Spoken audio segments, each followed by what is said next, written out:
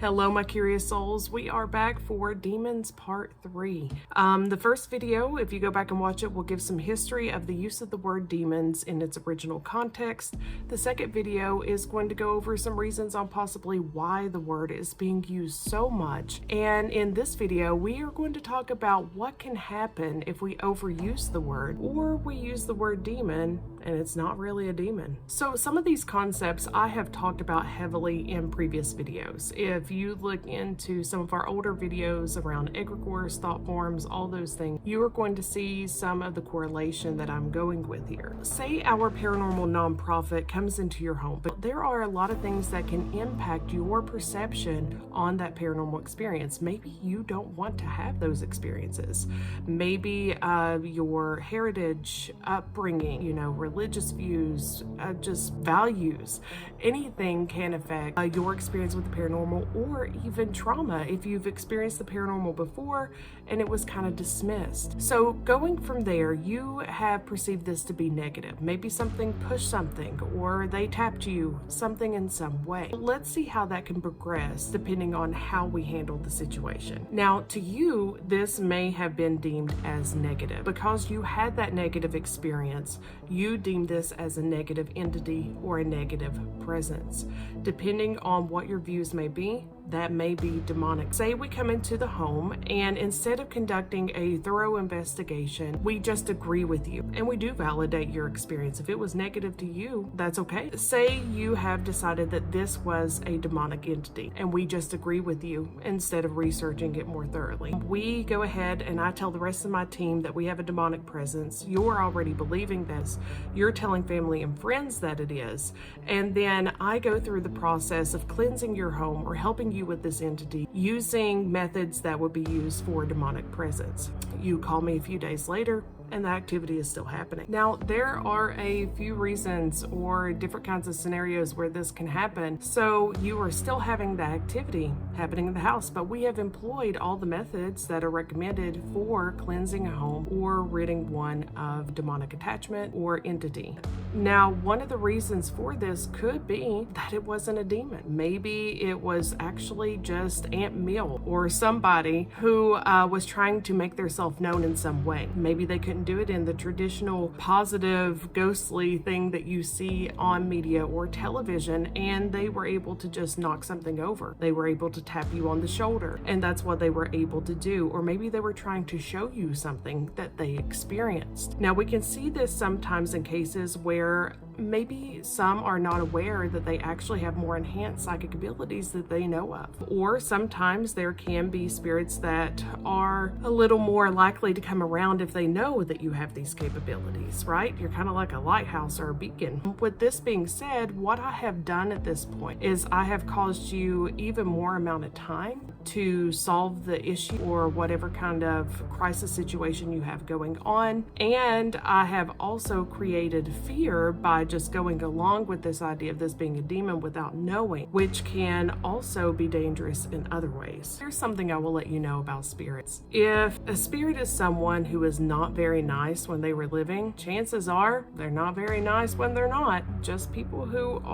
they are negative and they do negative things. Going in this kind of aspect, say it really was just Aunt Mill and she was trying to communicate with you in some way. Now let's connect that into Tibetan Buddhism through the research of the Psychical Research Institute, and say that I went into the home and instead of researching it and finding out that this was actually maybe just Aunt Mill trying to communicate, but I've went ahead and I have labeled this as a demon. You already believe it is one. You've told those family and friends. I've told my team, and word spreads with that.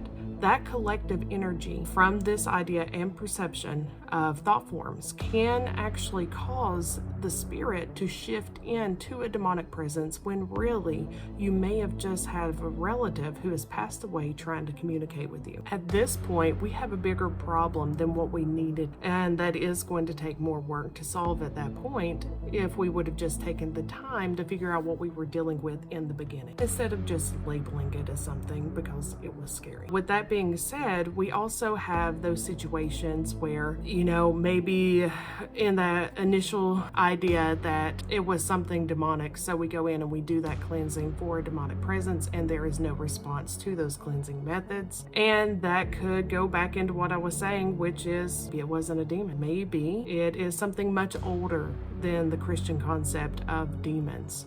Maybe it is elemental in form. Maybe it was here since the earth began. And at that point, whenever you start using some of those religious scripts or cleansing method, it doesn't know what you're talking about. It doesn't know who these people are that you're telling it to leave in the name of. It was not its religion. And that is one thing that I feel is really important to sometimes note, especially when you are dealing with things like elementals in the fae. When we are dealing with cases of entities that are older than the idea and concepts of the Christian demon, then there are certain ways that we have to go about dealing with those or forming relationships with them, because as I will always say, just because it's not human doesn't mean it's bad. So there are multiple kinds of fae and multiple kinds of lore associated with each one. There are different kinds of elementals out there. There are many different kinds of people out there that you will encounter in spirit form. But by actually taking the time to dig into that research, to rule out some different things, then what we are doing is we're not just slapping a easy to do label on something that could be solved in a lot more simpler method and create a more positive experience for the individual who is going through this harrowing time. So now let's put all the pieces together to see how this can affect content creators who go into certain locations and say that there is a demonic presence when in fact there isn't. So with that being said, we are going into that thought form idea of an egregore. And an egregore is created through collective consciousness, meaning that is when a mass amount of people combined energy believe in the same thing in order to create it.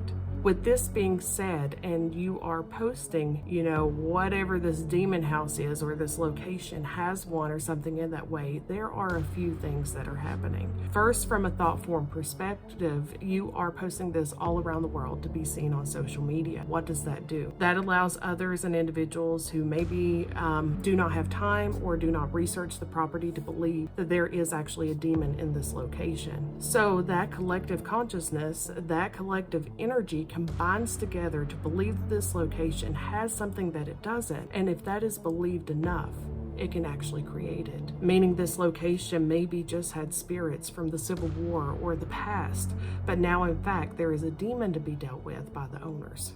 The reason that I preach research so hard is because it is dangerous not to. Beyond that, we would just be lying. And I know for myself, it's really important to have history, to have fact. And as a lot of these locations that this happens at, these are historical locations with caretakers who care very much, very intimately about these properties. They are trying to protect the spirits and the people. They are caretakers in every way of historical preservation. And with that in mind, by saying that this location has an entity that it doesn't, just in order to gain views or monetary status in some way, what we are doing is we are creating a harder situation to where others may not want to come and visit these historical locations because of fear. We are causing situations, possibly from a thought form perspective, where we are making it dangerous for the caretakers and owners who may live in these properties. In paranormal crisis cases, we are extending the suffering that is already happening at these locations. And in these historical locations, we are invalidating and questioning the historical integrity of these locations if we claim that they have any kind of activity that has no record, that has no research, no historical fact. I feel that transparency is really important when it comes to paranormal investigation because you are dealing with some very sensitive areas. You are dealing with people who have been through a lot and historical properties that have been through a lot. Honestly, the history and the past of these locations are interesting enough to the point that you wouldn't have to make up the demon at these locations. With that being said, I always say stay curious at the end of my videos, and that's because I don't want you to take my word for it. I don't want you to take someone else's word for it. I want you to experience it yourself or vicariously through us as we go there. I think it's really important not to just use fear-mongering as a way to increase interest, which ends up sometimes driving people away from the paranormal. As always, stay curious, my souls.